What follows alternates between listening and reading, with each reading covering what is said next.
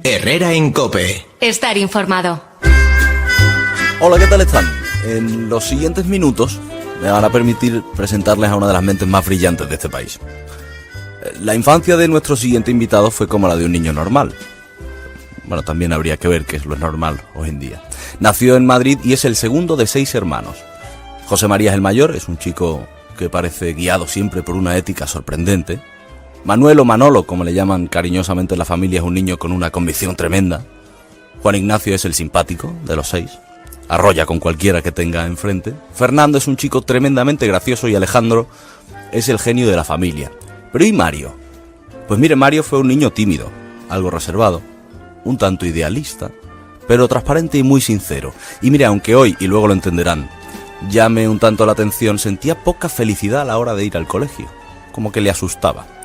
Su mayor héroe era Félix Rodríguez de la Fuente, claro, como el de otros tantos niños por aquel entonces, y sus grandes amigos, los libros de aventuras que le acompañaban todas las noches.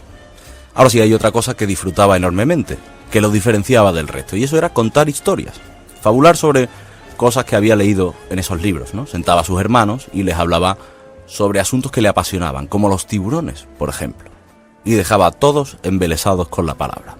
Pero hay algo que define aún mejor a nuestro invitado de hoy. Para ello les voy a contar un breve pasaje de su vida. Mario estaba ya en la facultad, era un chico que de joven ya destacaba mucho por su inteligencia. Ahora bien, había algo que se le atravesaba. Era como un muro con el que chocaba constantemente, el inglés. Madre mía, el maldito inglés. Era una cosa imposible, es que no le entraba nada. Y si le entraba algo, ese algo no se le quedaba. Pero es que para el colmo, si lograba quedarse con ese algo, se le olvidaba. Pero Mario contaba con el ingrediente secreto para todo en esta vida. Bueno, 2 ingredientes con los que ha alineado siempre sus días: la pasión y la ilusión. Sentía una ilusión tremenda por saber inglés. Claro, eso le permitiría tener un mejor expediente académico y optar a becas más interesantes. Así que se hizo con un manual de inglés y todas las noches, cuando digo todas las noches, son todas las noches, se sentaba a leer aunque fuesen 10 minutos. Ya podía estar enfermo, tener 1000 compromisos que el librito no se quedaba sin su repaso. Al año se presentó a uno de los exámenes de inglés que tenía. Y a las preguntas que le hacían respondía con lo que él había leído en ese librito, claro. Respondía en inglés, sí, pero cosas que no tenían nada que ver con lo que le preguntaban. Pero Mario siguió, noche tras noche, paso a paso, pum, pum, y de repente a los 2 años su mente se abrió y comenzó a absorber el inglés como una esponja. Hoy el doctor Mario Alonso Puig es una eminencia a nivel mundial en la medicina, en la neurociencia, además de ser uno de los conferenciantes más seguidos en este país por su trabajo e investigación en torno a la psicología positiva y al liderazgo personal y profesional, con motivos más que suficientes. Doctor Mario Alonso Puig, además de un honor, es un placer tenerle con nosotros. Entiendo que ya domina el inglés perfectamente. Bueno, primero, de verdad, de todo corazón, gracias por esa presentación tan bonita. La verdad es que me ha dejado profundamente impactado, de verdad, gracias. Nunca, yo tengo la sensación de que nunca dominaré el inglés. Lo que sí es cierto es que tengo hoy una soltura que nada se parece a la que tenía cuando empecé, que efectivamente fue así de difícil y también así de ilusionante, porque me permitió darme cuenta de que cuando una persona tiene ese entusiasmo, esa ilusión y esa perseverancia, aquello que parece imposible puede hacerse realmente posible. Doctor, ¿me permite usted el tuteo? Yo lo agradecería infinitamente. ¿Me lo permite usted a mí también? Hombre, faltaría más. Cuando eras joven te detenías a contar historias, Mario, y parece que todos se quedaban prendados por ellas. Además, se ve perfectamente que alguien, cuando sabe comunicar, o le nace, es que claro, el resto se callan, entonces lo identificas muy bien. ¿Sabías o creíste que ibas a sacar provecho de ello? Jamás.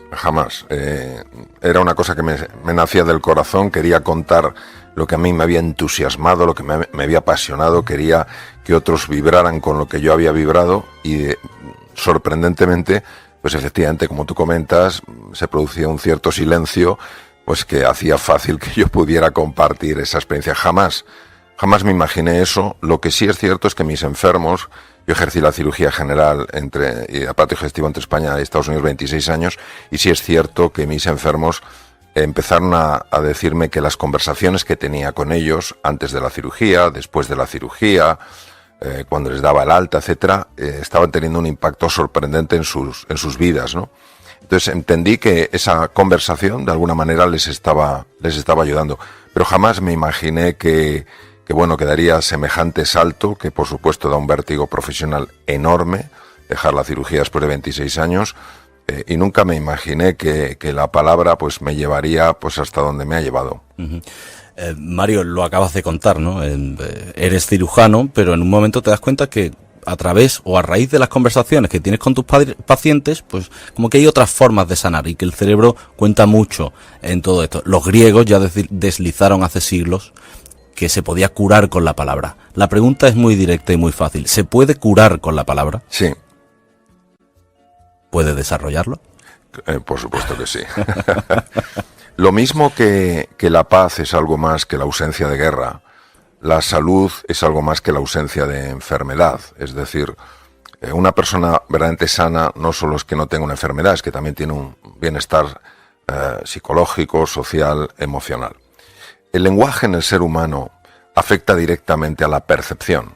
Yo veo según el lenguaje. El lenguaje es lo que me ayuda a ver. Esto es una cosa bastante contraintuitiva.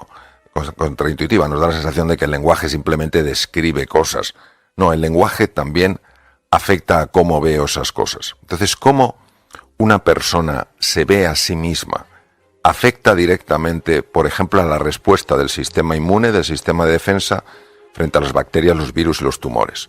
Si una conversación en este caso de un cirujano con un enfermo, le ayuda a ver que dentro de sí, en su interior, tiene recursos, tiene capacidades para ayudarla a esa persona a realmente mejorar su salud, es incuestionable ya que efectivamente el sistema inmune es tremendamente sensible a eso y empieza a ser mucho más agresivo frente a las bacterias, los virus y los tumores. Si por el contrario yo le digo, pues mire, esta es una situación verdaderamente tan difícil que casi no se puede resolver, haremos lo que podamos, pero es muy poco, el sistema inmune también responde a esto. Es decir, el pensamiento, el sistema nervioso central, el sistema inmune, las hormonas, el sistema endocrino están constantemente hablando entre sí.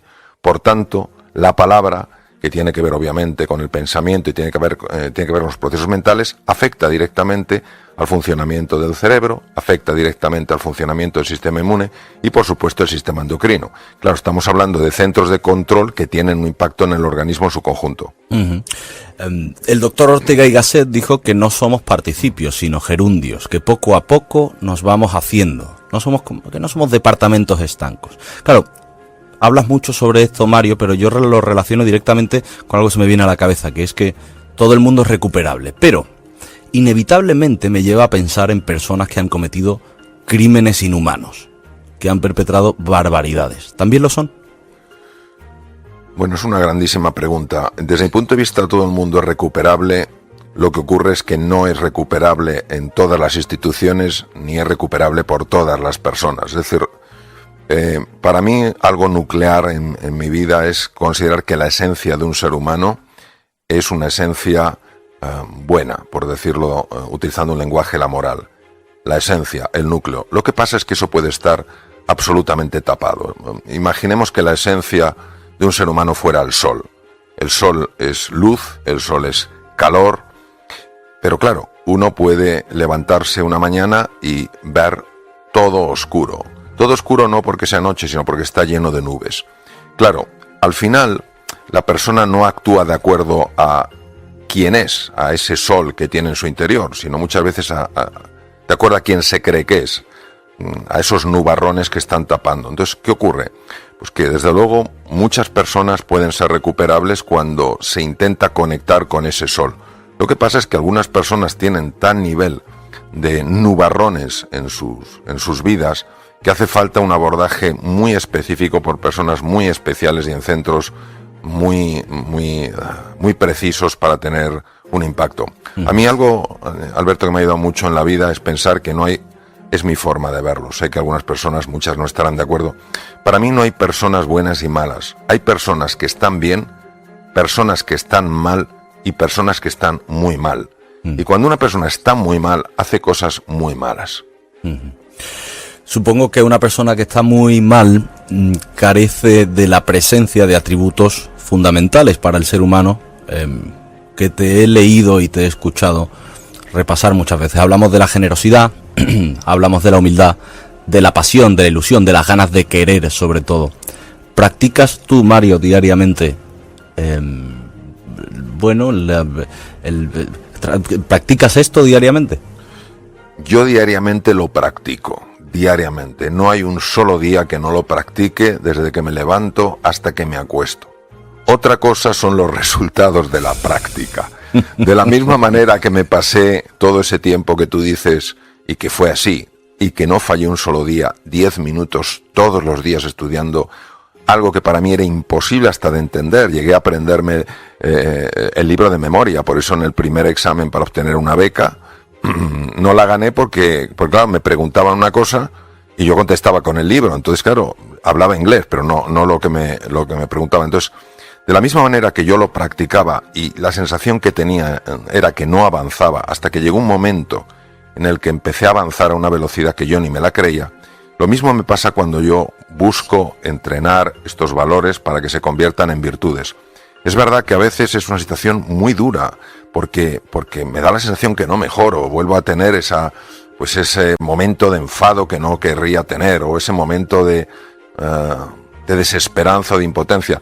Lo que pasa es que me he dado cuenta que en mi vida lo que más me ha ayudado es la perseverancia. Entonces, como tengo ilusión por mejorar cada día, como sé que esa mejora es posible y como estoy dispuesto a perseverar hasta que me muera, pues obviamente van pasando cosas y hay veces que me quedo hasta sorprendido de cómo algunas cosas que eran imposibles para mí en el pasado, pues empiezan a suceder. Entonces siempre es, al menos para mí, una llamada a la humildad, a no creerme nunca que soy nada ni demasiado especial ni demasiado poco especial. Soy una persona que quiere crecer, quiere mejorar, quiere evolucionar y está absolutamente comprometida en ello.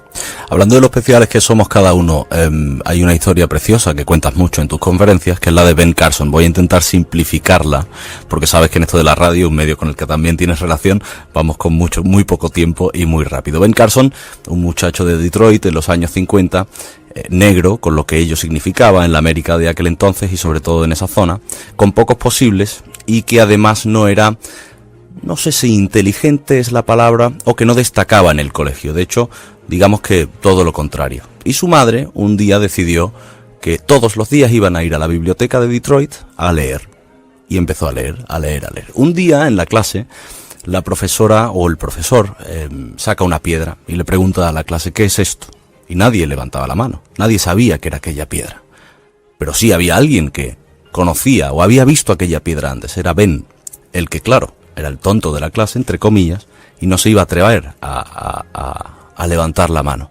Pero llega un momento en el que sí lo hace, y evidentemente el profesor ve como Ben acierta y sabe señalar el mineral. Pero es que además Ben se da cuenta de que sabe diferenciar las propiedades y describir muchas más características de ese mineral. Claro, esto nos lleva a pensar o a la conclusión de que todos tenemos algo especial o todos tenemos una virtud que nos diferencia del resto.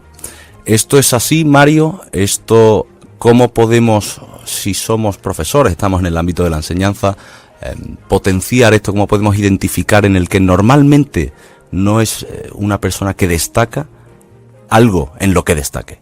Sí, bueno, lo has comentado perfectamente. La piedra era obsidiana y efectivamente fue el profesor el que estaba constantemente, profesor de ciencias, constantemente intentando que este chico tuviera confianza en sí mismo y la madre de Ben son ya exactamente igual.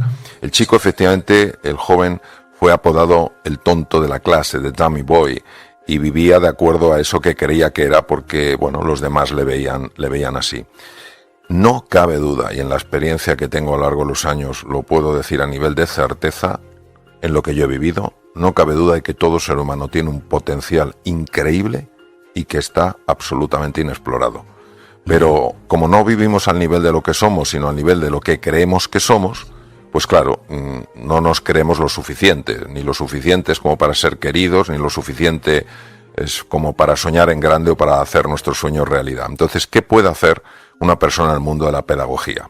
Yo distingo siempre un profesor de un maestro. Un profesor es alguien que enseña una asignatura. un maestro es alguien que, además de enseñar una asignatura, ayuda a una persona a confiar en sí misma y en sus posibilidades. Entonces son unos pasos muy claros. El primero, hay que querer a las personas. Si uno no quiere a su alumno, es difícil que ese potencial emerja. En segundo lugar, tiene que creer que hay un potencial, aunque no lo vea, aunque no se haya expresado.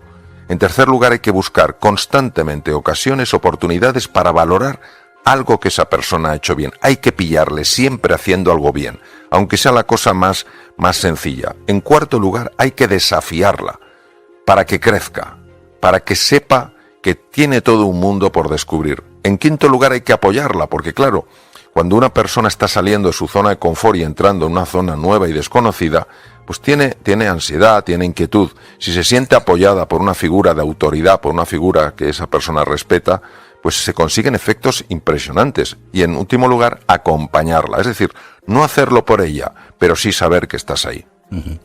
Hay algo, siempre que tenemos un reto por delante, tendemos a agobiarnos con las cosas que pueden pasar mal. Tenemos, de hecho, un sentimiento autodestructivo de cuando en cuando. Y hay una frase que se le ha atribuido miles de veces a Otto von Bismarck, que bueno, puede que sea apócrifa y que no sea cierta, pero vamos a tomarla como tal para la siguiente cuestión. La nación más fuerte del mundo es sin duda España, porque siempre ha intentado autodestruirse y nunca lo ha conseguido. ¿Tenemos tendencia autodestructiva en este país? Bueno, yo creo que efectivamente siempre he leído que la frase era de von Bismarck, pero sin embargo yo hay algo que sí sé con absoluta certeza, que es que don Santiago Ramón y Cajal, el padre de toda la neurociencia moderna, Premio Nobel de Medicina en 1906, también vio esto. Es decir, de alguna manera tenemos un sesgo cultural que no hace fácil que nos valoremos unos a otros, que no hace fácil que celebremos los éxitos de los demás y que, curiosamente, cuando se viaja fuera, lejos de reconocer el país tan extraordinario que tenemos, porque es extraordinario, lo mires por donde lo mires, pues parece como que no eres suficiente. Es un sesgo cultural curioso, no. Don Santiago tampoco refleja muy bien de dónde viene, pero sí refleja que es algo histórico. Entonces, posiblemente hay algo de tipo cultural. Y bueno, es un desafío que tenemos delante y que podemos superar, porque imaginémonos que teniendo el país tan extraordinario que tenemos, encima nos lleváramos todos un poquito mejor. La verdad que sería, no sé si es demasiado pedir, pero sería estupendo. Doctor, eres, además de una eminencia en tu campo, en la medicina y en la neurociencia, ya lo eres en la comunicación. ¿Qué te parece la radio? ¿La escuchas mucho? ¿Cómo ves su futuro? Bueno, vamos a ver, yo te agradezco infinitamente la generosidad de tus palabras, Alberto, que me llames eminencia. Soy un buscador y me he de reconocer así con enorme orgullo, porque cuanto más profundizo en los campos, más me doy cuenta de lo poco que sé, ¿no? Pues mira, la radio para mí es especial, primero porque he tenido la suerte de estar en varios programas, en esta casa, por ejemplo, y es muy especial porque tiene una capacidad de llegar al mundo afectivo que es muy, muy específica para mí de la radio. Precisamente porque al estar atento desde el oído, captas algo con unos matices que son tremendamente profundos y llenos de color. En segundo lugar, porque yo creo, por lo menos lo que he vivido o los programas que escucho, aunque se hablen de temas duros, se pueden hablar desde la serenidad, desde la cordialidad, desde el deseo.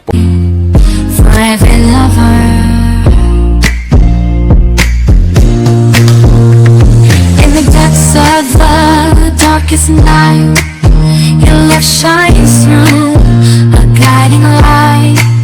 With every heartbeat, I feel your grace. In your warm embrace, I find my place. Darling, don't cry, don't shed a tear, for I'll be your fortress, I'll always be near. Though storms may rage and oceans may roar, I'll stand by your side forevermore.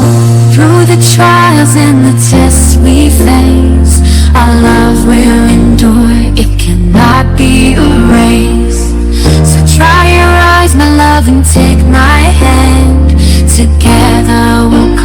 poner en valor